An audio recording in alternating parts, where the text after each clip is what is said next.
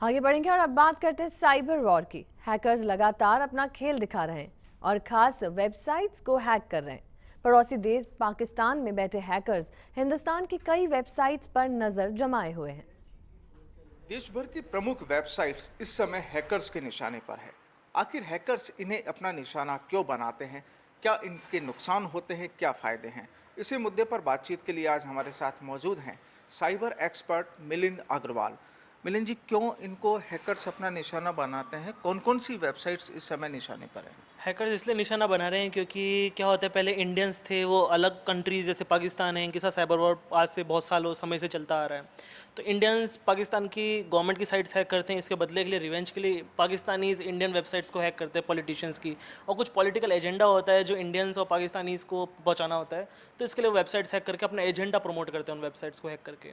क्या नुकसान हो सकता है इस तरह की पूरी गतिविधियों से? इससे नुकसान ये हो सकता है कि जो लोग वेबसाइट देखना चाहते हैं, कुछ इन्फॉर्मेशन होती है वेबसाइट्स के ऊपर, वो टाइम समय पर नहीं देख पाते हैं, और साथ में कुछ इंपॉर्टेंट डाटा होता है वेबसाइट्स का, वो साफ़ हो जाता है, डिलीट हो जाता है इन हैकर्स की वजह से। और भी कुछ इंपॉर्टेंट जो मैटर होता है वो सारा साफ़ हो जाता है इन वजह से। हैकर्स इन वेबसाइट्स को डिलीट करते हैं, इन पर अपनी दूसरी वर्किंग करते हैं। मेन उनका उद्देश्य क्या होता है इसमें? उद्देश्य इनका एक एजेंडा पहुंचाना होता है, लोगों में एक समाचार, अपना खुद का एक कोई स्लोगन हो या वो क्या बताना चाहते हैं, तो लोगों तक अपनी बात पहुंचाना चाहते हैं, इसके लिए वो वेबसाइट्स को हैक करके। अभी देश की कौन कौन सी प्रमुख वेबसाइट्स जो हैकर्स के निशाने पर हैं?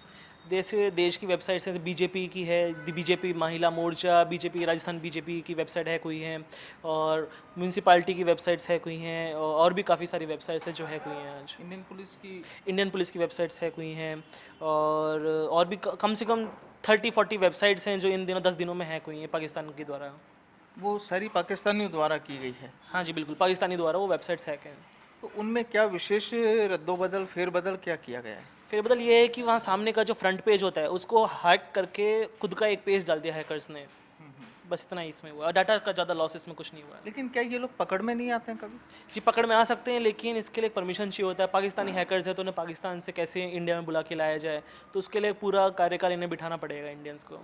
लेकिन जो तकनीक इतनी मजबूत है उसके आधार पर इनकी कोई पहचान या कहीं कुछ ऐसा पता नहीं लगता? ये पता पड़ सकता है, लेकिन इसमें पाकिस्तान के जो सर्विस प्रोवाइडर्स होते हैं उन्हें हमारी थोड़ी मदद करनी पड़ेगी, तभी इन्हें पकड़ सकते हैं, वरना नामुमकिन है फिर। नुकसान क्या है?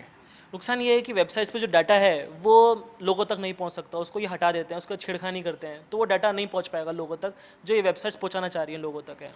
ये जो वेबसाइट्स हैकर्स निशाने पर जो हैं, क्या ये सुरक्षित नहीं होती हैं? जी सुरक्षित कुछ हद तक हैं, लेकिन 100% कोई भी सिक्योरिटी का दावा नहीं कर सकता है, तो कोई ना कोई एक छोटी सी वल्नरेबिलिटी से भी वेबसाइट्स हैक हो जाती हैं। इसके लिए गवर्नमेंट को टाइम टू टाइम अपनी पेनिट्रेशन टेस्टिंग करवानी पड़ती है, सिक्योरिटी जांच करानी चाहिए इनको टाइम टू टाइम, हर महीने 2-3 महीने में करानी चाहिए, जो कि होती नहीं है आजकल। होती नहीं। जी बिल्कुल। इसके पीछे रीजन क्या है? इसके पीछे रीज़न तो क्या बता सकते हैं, जैसे कुछ भी हो सकता है रीज़न, कोई बजट का रीज़न हो सकता है, या इन्हें पता नहीं होता कि सिक्योरिटी में क्या जांच कराएं। लेकिन एक्सपर्ट्स की कमी नहीं है, देश में खूब एक्सपर्ट्स होते हैं, लेकिन उसके बावजूद अगर ये चीज़ आती है सामने। जी बिल्कुल, देश में एक्सपर्ट्स की कोई भी कमी नहीं है, देश में एक्सपर्ट्स की कमी बिल्कुल भी नहीं है। आप देखेंगे हर जगह एक्सपर्ट्स अवेलेबल हैं, बस ये है कि इनकी मदद कैसे ले, ये इन पर डिपेंड करता है।